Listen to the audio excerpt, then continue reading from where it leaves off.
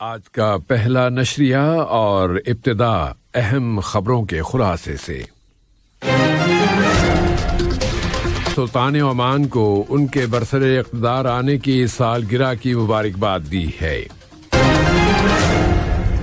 صاحب سمو امیر نے ایران کے وزیر خارجہ کے ساتھ دو طرفہ تعلقات کا جائزہ لیا ہے۔ اور قطر کورونا کا مقابلہ کرنے کے لیے پوری کامیابی کے ساتھ اپنی کوششیں جاری رکھے ہوئے ہے، اور گلف ہیلتھ کونسل نے کورونا کا مقابلہ کرنے کے لیے قطری وزارت صحت کی کوششوں کی تعریف کی ہے۔ خبروں کا خلاصہ اور اب پیش خدمت ہے ریڈیو قطر سے آج کا پہلا مفصل نشریہ۔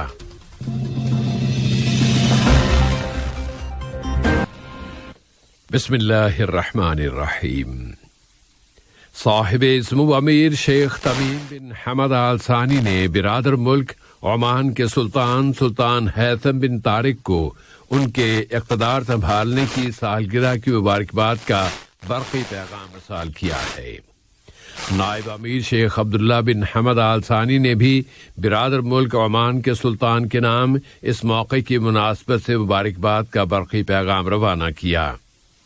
اسی طرح وزیر اعظم و وزیر داخلہ شیخ خالد بن خلیفہ بن عبدالعزیز آل ثانی نے برادر ملک عمان کے سلطان کے نام ان کے برسر اقتدار آنے کی سالگرہ پر مبارکباد کا برقی پیغام ارسال کیا ہے۔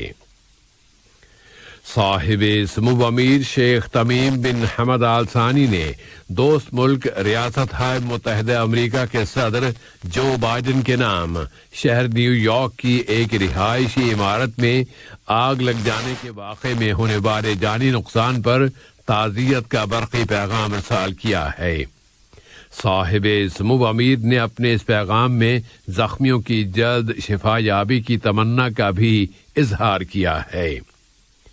نائب امیر شیخ عبداللہ بن حمد آل ثانی نے بھی امریکی صدر کے نام اس موقع پر تعزیت کا برقی پیغام روانہ کیا۔ اسی طرح وزیر اعظم و وزیر داخلہ شیخ خالد بن خلیفہ بن عبدالعزیز آل ثانی نے امریکی صدر کے نام اپنے تعزیتی برقی پیغام میں اس آگ کے نتیجے میں ہونے والے جانی نقصان پر تعزیت کا اظہار کرتے ہوئے زخمیوں کی جلد از جلد شفا یابی کی تمنا کا اظہار کیا ہے۔ صاحب سمو امیر شیخ تمیم بن حمد آل ثانی نے دیوان امیری میں شیخ عبداللہ بن جاسم کی مجلس میں اسلامی جمہوریہ ایران کے وزیر خارجہ ڈاکٹر حسین امیر عبداللہیان کا خیر مقدم کیا۔ ملاقات میں دونوں ملکوں کے درمیان تعلقات کو فروغ دینے کا جائزہ لیا گیا، اور موجودہ علاقائی و بین الاقوامی نمایاں مسائل، خاص طور پر علاقے کے موجودہ حالات پر تبادلہ خیال کیا گیا۔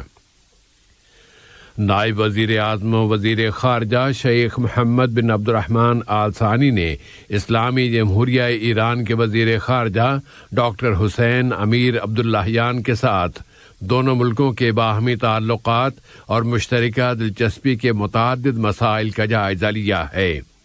اس کے علاوہ دونوں وزرائے خارجہ نے تازہ ترین علاقائی حالات پر بھی گفتگو کی۔ نائب وزیر اعظم و وزیر خارجہ نے کینیڈا کی وزیر خارجہ محترمہ میلانی جولی کی جانب سے ایک ٹیلی فون کال وصول کی۔ اس رابطے میں دونوں دوست ملکوں کے درمیان دو طرفہ تعلقات و تعاون کا جائزہ لیا گیا، اور تازہ ترین بین الاقوامی حالات و واقعات اور مشترکہ دلچسپی کے متعدد موضوعات پر گفتگو کی گئی۔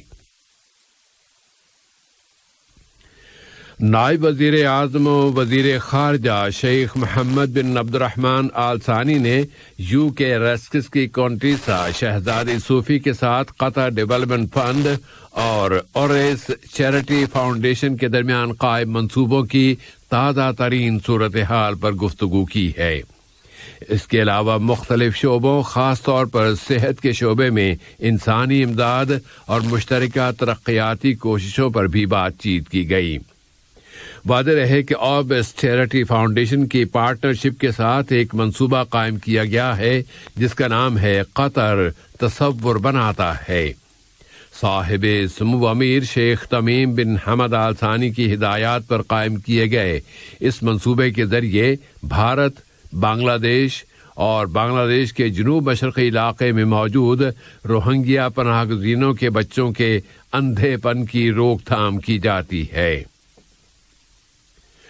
رومانیہ کے صدر کلاؤس یوہانس نے رومانیہ کے لیے قطر کے سفیر جناب اسامہ بن یوسف القرداوی سے ان کی اسناد سفارت وصول کی ہیں۔ سفیر محترم نے صاحب سمو امیر شیخ تمیم بن حمد آل ثانی کی جانب سے رومانیہ کے صدر کو خیر سگالی کے جذبات پہنچائے، جن میں ان کی صحت و سعادت اور رومانیہ کی حکومت و عوام کی مزید ترقی و خوشحالی کی تمنا کا اظہار کیا گیا ہے۔ رومانیہ کے صدر نے بھی صاحب سمو امیر کے لیے اسی قسم کے جذبات سفیر محترم کے سپرد کیے، جن میں صاحب سمو امیر کی صحت و سعادت اور قطر کی مسلسل ترقی، پیش رفت اور خوشحالی کی خواہشات کا اظہار کیا گیا ہے۔ جمہوریہ سربیا کی وزیر اعظم محترمہ آرنا برنابچ سے سربیا کے لیے قطر کے سفیر جناب فارس بن رومی النعیمی نے ملاقات کی ہے، جس میں دونوں ملکوں کے درمیان قائم تعلقات و تعاون کا جائزہ لیا گیا۔ اب ملک میں صحت کی صورتحال کی طرف آتے ہیں۔ وزارت صحت عامہ نے اعلان کیا ہے کہ ملک میں کورونا وائرس کے مزید 4169 مصدقہ کیسز رجسٹر ہوئے ہیں۔ اس کے علاوہ 2 مریض وفات پا گئے ہیں، جن کی عمریں 57 اور 91 برس تھیں۔ اعلان کے مطابق ملک میں کورونا کے مزید 828 مریض اب صحت یاب ہو گئے ہیں، جس کے بعد اب تک اس بیماری سے شفا پانے والوں کی مجموعی تعداد 2,49,607 ہو گئی ہے، اور اب اس وقت تک ملک کی کل آبادی کے 86.5% باشندوں کو ویکسین کی دونوں ڈوزز دی جا چکی ہیں۔ وزارت صحت نے ایک مرتبہ پھر پوری تاکید کے ساتھ کہا ہے کہ اینٹی کورونا وائرس کووڈ-19 کی ویکسینز، خاص طور پر ان کی بوسٹر ڈوز، اس وبا سے بچاؤ میں بہت کارآمد ہے۔ اس نے زور دے کر کہا ہے کہ مقامی اور بین الاقوامی علمی اور سائنسی دلائل نے یہ ثابت کر دیا ہے کہ یہ ویکسینز اس وائرس کے خلاف بہت فعال اور ایکٹیو ہیں۔ کورونا وائرس کا مقابلہ کرنے میں قطر کی کامیابیوں پر زور دیتے ہوئے گلف ہیلتھ کونسل نے اس وبا کے خلاف جدوجہد میں قطر کی وزارت صحت کی کوششوں کی تعریف کرتے ہوئے بتایا ہے کہ قطر کی وزارت صحت اس وبا کا مقابلہ کرنے والی دنیا کی 15 بہترین ہیلتھ منسٹریز میں شامل ہے۔ پھر قطر کی فوڈ لیبارٹری نے امریکی سٹینڈرڈز کی امریکی نیشنل اپروومنٹ حاصل کر لی ہے۔ گلف ہیلتھ کونسل نے اس طرف بھی اشارہ کیا ہے کہ صحت کے قطری شعبے نے ملک کی تاریخ کی سب سے بڑی ویکسینیشن کیمپین چلائی ہے، اور قطر ویکسینیشن کے تناسب میں دنیا کے پہلے 10 ملکوں میں شمار کیا گیا ہے۔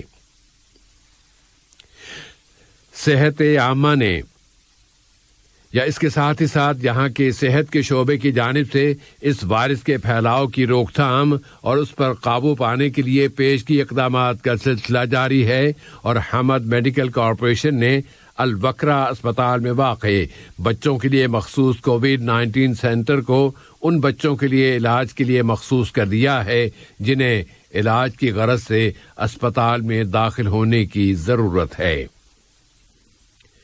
عراقی سیاسی طاقتیں اگلے 4 سالوں کے لیے صدر جمہوریہ کے عہدے کے لیے کسی ایک امیدوار کے نام پر متفق ہونے کے لیے آپس میں ڈائیلاگ کر رہی ہیں۔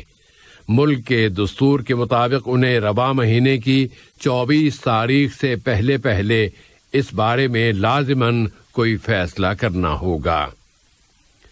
لیبیا کی پارلیمانی کمیٹی نے جسے اگلے مرحلے کا روڈ میپ تیار کرنے کی ذمہ داری سونپی گئی ہے، تاسیسی اتھارٹی کی رابطہ کمیٹی کے ساتھ ایک اجلاس منعقد کیا ہے، جس کے بعد وہ الیکشن ہائی کمیشن کے ساتھ بھی ایک میٹنگ کرے گی تاکہ وہاں کے آئینی بحران سے نکلنے کے لیے اب تک پیش کی گئی تجاویز کی اسٹڈی کی جا سکے۔ اقوام متحدہ نے اعلان کیا ہے کہ اسے رواں سال کے دوران افغانستان میں امدادی کارروائیوں کے لیے $5 بلین کی ضرورت ہے۔ اقوام متحدہ کی جانب سے کسی ایک ملک کے لیے طلب کی جانے والی یہ سب سے بڑی رقم ہے۔ پھر افغان پناہ گزینوں کی مدد کے لیے جو فرار ہو کر پڑوسی ملکوں میں چلے گئے ہیں، مزید $623 ملین کی ضرورت ہے۔ اقوام متحدہ کو اس ملک کے مستقبل کی بھی ضمانت دینا ہے جو اس وقت ایک انسانی سانحے کے کنارے پر پہنچ چکا ہے۔ اقوام متحدہ کے معاون سیکرٹری جنرل مارٹن گریوچ نے کہا ہے کہ بڑا انسانی سانحہ افغانستان پر چھا رہا ہے۔ اور اب کچھ کھیلوں کی خبریں۔ اسپین میں قطر کے سفیر جناب عبداللہ بن ابراہیم الحمر سے ہسپانوی طالع آزما یعنی ایڈوانچرر سینٹیاگو سینچیز نے ملاقات کی ہے، جو قطر ورلڈ موندیال کے لیے میڈرڈ سے پیدل چلتے ہوئے دوحہ آنے کا عزم رکھتا ہے۔ تمام تر اشارے یہ بتا رہے ہیں کہ قطر ورلڈ کپ فٹ بال کی تاریخ کا سب سے منفرد ورلڈ کپ ہوگا، کہ قطر میں مسافتوں کی قربت کی وجہ سے تماشائی ایک ہی دن میں ایک سے زیادہ مقابلے دیکھ سکیں گے اور پورے موندیال کے دوران وہ ایک ہی مقام پر مقیم رہ سکیں گے، اور اس چیمپئن شپ کی ماڈرن ہسٹری میں یہ پہلی بار ہوگا۔ اور عالمی شہرت کا حامل ڈرائیور ناصر العطیہ سعودیہ میں ہونے والی داکار ریلی میں اب اپنے قریب ترین حریف سیباسٹیان لوب سے 1 منٹ آگے ہونے کی بنیاد پر چوتھی مرتبہ یہ ریلی جیتنے کے قریب ہو گیا ہے۔ اہم خبروں کا خلاصہ ایک مرتبہ پھر۔ سفیر نے سلطان عمان کو ان کے برسر اقتدار آنے کی سالگرہ کی مبارکباد دی ہے۔ صاحب سمو امیر نے ایران کے وزیر خارجہ کے ساتھ دو طرفہ تعلقات کا جائزہ لیا ہے۔